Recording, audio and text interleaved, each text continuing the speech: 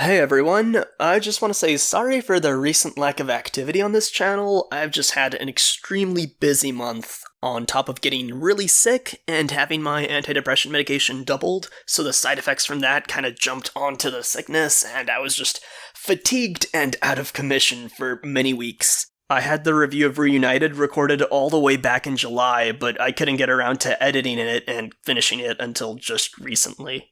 So yeah, let's get back to Steven Universe, the episode Legs from Here to Homeworld. Quite the creative name for an episode, and it actually might be my favorite episode title of the series thus far. Now, as far as the content though, woof, okay, so somebody in my comment section has said that Steven Universe, as of Reunited, feels like it entered turbo mode, and I feel like that's an incredibly apt description of the series' pacing at this point. Events are just happening so fast, one after the other, boom, boom, boom, there is no time to breathe, no time to take it all in. Now, events being fast-paced or even rushed isn't inherently bad, but in Steven Universe's case, the series often takes a more relaxed approach, let's say, and many Beach City episodes that focus on the more minor characters have a small character growth moment happen over the course of an entire episode. It's kind of like one emotional event over the course of 11 minutes. So, when we have major developments in the plot that are extremely important and probably like some of the most grandiose, overarching events we've seen thus far, when they are crammed in at light speed into 11 minutes, it feels odd and strange and just kind of awkward, at least for me. That's by far my primary criticism. It was an issue back in Reunited, it's just exasperated in Legs from Here to Homeworld. The content of the plot developments themselves are okay or good, but the manner in which they're presented and how quick they're rushed through without actually exploring any subtlety or nuance or emotional complexity, that feels like a missed opportunity. Steven Universe is a character-driven show, but when we breeze through events at breakneck speed, that aspect of it doesn't have time to shine. And I blame the rushed pacing for some of the dialogue feeling stilted. This is completely unprecedented. But you did this to her. You have to help her. All of them. Very well.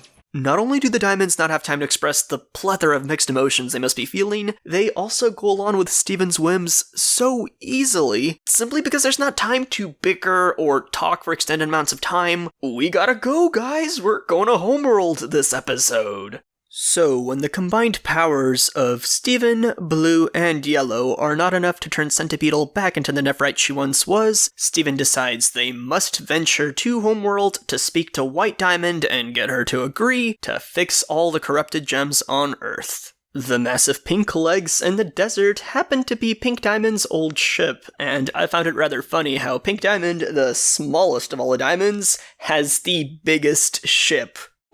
Garnet, should I be worried? Yes, Greg, you should be worried. I have no idea why the crystal gems are so alright with this plan. They are still seen as traitors, they are entering directly into Homeworld territory, and the Diamonds don't want Steven, they want Pink back, and I'm sure they're going to be willing to do anything to try to restore Pink's psyche, no matter how long it takes or how torturous it may be. But hey, that's just how I see it. Apparently everybody else is pretty cool with the trip.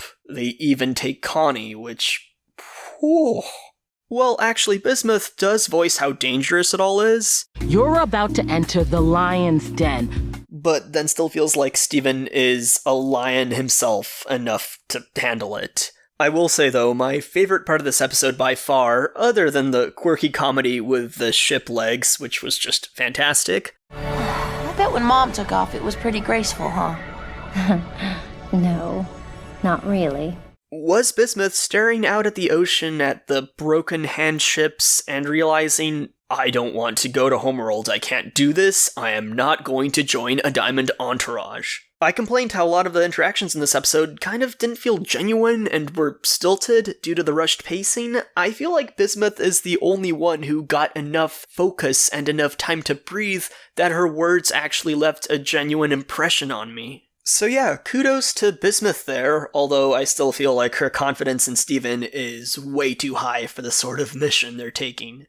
Okay, so the topic of a white diamond. I get that the Crooniverse really likes to keep surprises. They really don't want to spoil anything with characters being prepared for it. But it just always irks me when characters should really discuss these sort of things before they embark on these missions. Pearl and maybe Garnet and Bismuth should have really had a discussion with Steven about what White Diamond is like. There's all these allusions to how she's completely different and acts different from every other gem, and how she's dangerous and something to be feared. But nobody gives any sort of detail, because of course the Crooniverse wants us to experience it firsthand. Personally, I don't think it's a worthy trade-off, but that's just me.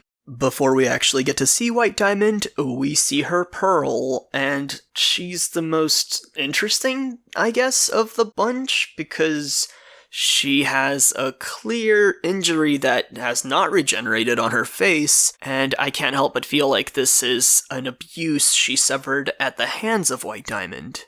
Also of note, something I'm sure everybody noticed, this Pearl's gemstone is located on her stomach, where Pink Diamond's is, whereas Pearl's, our Earth Pearl's, is located on her head, same as White Diamond. So yeah, I'm sure everybody has already done plenty of theory crafting about this. I really don't care to go further into speculation about this, but if you want to share your thoughts in the comments, go for it.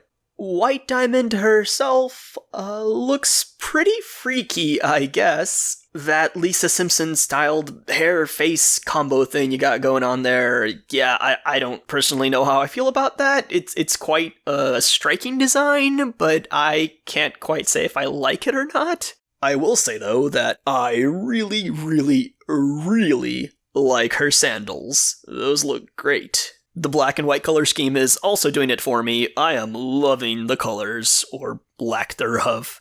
White Diamond's behavior also gets a thumbs up from me because she is just not having any of it. She does not care at all what Steven has to say. She only cares about what she wants, and I personally feel like she is really pissed. She's being very cordial, very civilized about it all, but beneath that outward exterior, you can feel like she is just extremely upset. And I love that. I love that mild, threatening background animosity she has. I can't wait till future episodes till we get a bit more of her characterization and what the whole lore of the White Diamond is, because clearly it's held a step above the rest. At this point, before I end the review, I guess I may as well make a few predictions, and, well, one thing I have to say is that I really hope the storyline doesn't go the route of there was some kind of alien civilization that created White Diamond to serve them, and then White Diamond was the one who overruled the biological life and started an empire. I feel like that possibility is actually kind of likely, which is why I don't want it to happen, because it's really predictable. So I guess you could call that a prediction of mine that I hope doesn't happen. I also can't shake this feeling that there's gonna be some kind of other enemy to unite all the diamonds and Steven together. And the only reason I say this is because we got the hand ships, we got the leg ships, and White Diamond has the torso and head ship. And of course, if this is the case, they have to combine into one Power Rangers-styled unit, right? That feels inevitable that their spaceships will combine into one to fight something. And what will that something be? I have no idea. I feel like it has to be some kind of third party we're not yet aware of, but that feels like a very strange way for the story to go because we haven't been introduced to any of that yet, and it feels a bit too late unless Steven Universe plans to run for way more seasons than I foresaw it running. Whatever happens, I just hope the Crooniverse can slow the pacing down for events to leave a bigger impact for future episodes. I hope we don't stay in turbo mode. Please let us enjoy these major, huge plot developments the same way we enjoy minor beach city developments. Please.